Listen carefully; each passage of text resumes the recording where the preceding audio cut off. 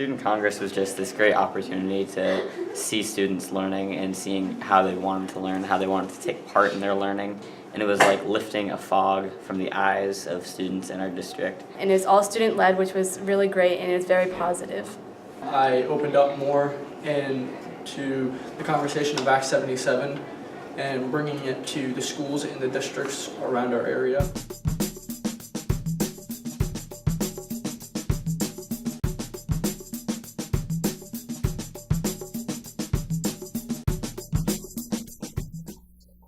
On Monday, April 4th, middle and high school students from Chelsea, South Royalton, Whitcomb, and Rochester gathered to discuss changes in education, such as Act 77, personalized learning plans, and flexible pathways. The event was designed by the members of the Communicating School Redesign Vermont initiative and completely facilitated by high school students. To start today, we're going to do like an introduction exercise with everybody. So first, try to make a big single file circle around the room, which might be hard to record. If you were to write an autobiography about yourself today, what would be the title of it and why? And don't forget to mention your name and what school you're from. I'm Ryan. I go to South Royalton. My autobiography would probably be titled Food, a Love Story. My name is Brianna. I am from Rochester, and my autobiography would be No One's Going to Read This Autobiography. I'm Brendan Stryker from South Royalton, and my autobiography for the day is Make School Great Again. We're open to everyone's ideas and opinions. Yeah, there's really not to be. So the first one is being present. And I want you guys to tell me what you think that might be. And you're going to choose one sentence, one phrase, which is an incomplete sentence, and one word that best captures the meaning of this page. We pulled out the words engaging, options, individual, purpose, co-creating, and community. Options: rigorous, engaging, customized, Vermont, high quality, relevant choice, future choice, and opportunities choice. We believe that students should have the ability to be able to integrate with the educators on how they go about learning things, whether that's getting credit for going out and taking an internship or anything along those lines. They should be able to get credit and they should be able to curate this and make it personalized to them.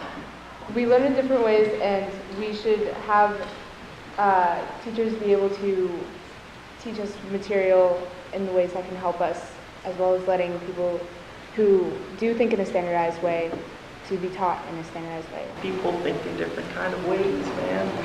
I mean, some people just have creative minds. Some just have analytical minds. You can't force someone to go into a certain system when they just don't work with that kind of system. Mentioning the social aspect of school, just because someone is not social does not mean that they are not intelligent, and they may not fit in with different social groups, but they may strive in academics and different subjects.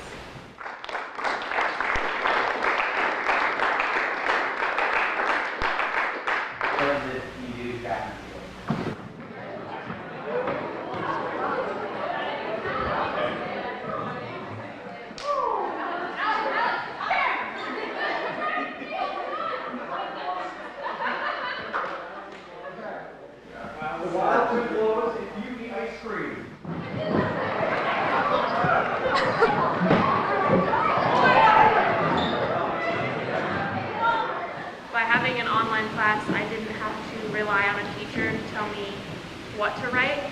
I still have a teacher, but I feel like online you definitely have a lot more flexibility. You have a lot more options on what you can read. In my English class, you're not assigned one book that the whole class has to read. It's also a much smaller class. There's only 8 or 9 people in my whole English class online, but you do get to interact with them throughout the year. In 10th grade, I did an independent Norwegian class that I kind of constructed with my own workbook, and I checked in with a language teacher now and again, and then I did that for the past year just to get a basis in Norwegian. And then this year, I'm taking an online Norwegian course with the University of North Dakota. and that has been a really cool experience. So I'm currently enrolled in that as well as high school, so it's a dual enrollment course. I'm going to Norway this summer, and it'll be really helpful to be able to speak the language and be able to talk to everyone in my family. So I have a few different pathways that I'm pursuing. Probably the biggest one is a legislative internship at the State House in Montpelier. This is my 3rd year. I started freshman year. So what that sort of entails is I chose a representative. I chose Sarah Buxton, who actually represents our town in Tunbridge, and she's also on the education committee. I chose this pathway because sort of our government and the processes within interest me. I like to see how we all work in our democracy. So that leads me to my second pathway. I'm also a dual enrollment student. Last semester I took a Intro to Political Science course through CCV.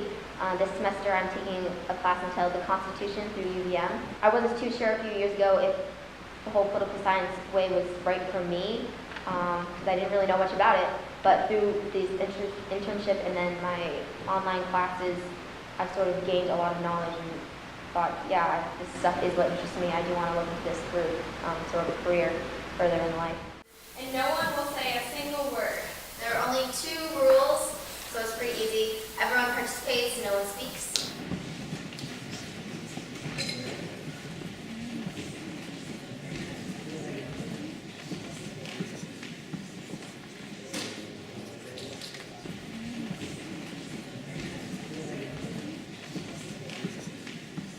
We need to not just tweak it so it's better learning for, again, because that's building the Common Core, assuming that visually based learners are learning in all the same way, and all people that are learning from lectures are getting the same lecture. It needs to be personalized, not just put into smaller groups.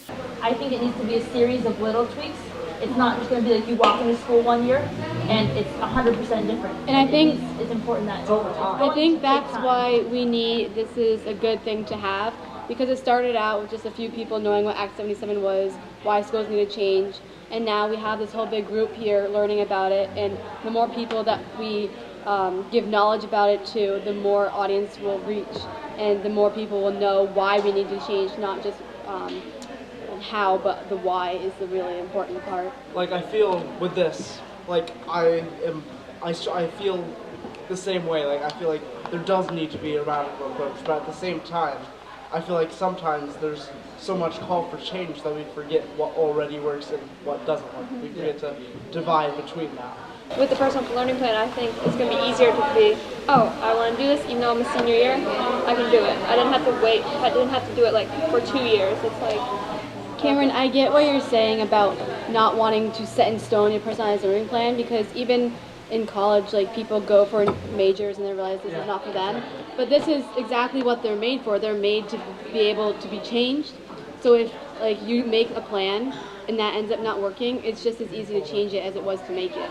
I know with my, like, personal learning plan stuff, I think it's easier when I have my parents' guidance there, because they helped me through everything. I feel like they would be able to help me. But that doesn't work in every case is the problem. Sometimes you have parents that want them to do something completely different than what they want to do. To get kids interested, you have to make it relatable to them. Yeah, I feel like there's this memorable part in a movie about women's suffrage where there's these like really educated suffragettes talking to a bunch of female workers, and they're saying like, oh, this is about, democracy and your civic duty, and the workers like, no, what are you talking about? That means nothing to me.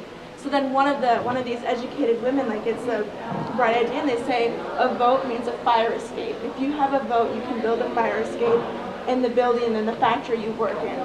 And now suddenly you see all these working women going, oh, I see, I get it. This makes sense. This is why I need to do this. I know that when I was in 8th grade, I wouldn't have, like, what I would have chosen then would be completely different than what I would have chosen right now. So it needs to be structured in such a way that you're able to transition to stuff, not necessarily seamlessly, but pretty flawlessly, and have some things still carry over.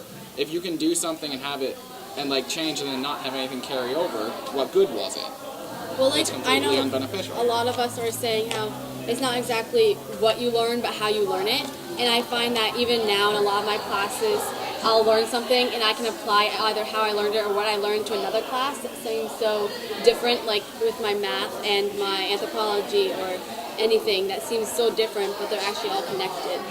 And talk about some shining moments of the day, things that you learned, things that you liked, what you think you're going to bring back to your school, what you talked about, anything about your day that you want to comment on. I feel like the best part of today was when we met up with our schools and discussed how we would bring it back. So just take the time and go through how we would want to see it change and why, and what we may or may not agree with certain things. That's probably more educational than talking about just general things. I second that because I think that it really made it easy to talk about the issues personally in our school that we would like to change and how we would like to make it more versatile for every student in our school. The best part of this day was coming in here. I didn't know anything about Act 77.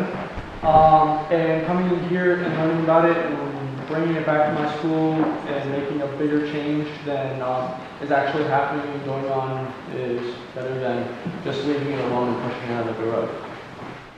For me, Student Congress was a nice opportunity to notice that there are other students around here that share the same feelings about me and that we all want to improve the education system and learn how to have greater education for ourselves and those in the next generations to come. We can learn about the fields and the subjects that we want to learn about that will help us in our later on lives and career. So we can actually sit through a class that we like instead of falling asleep or texting on our phones and not be engaged.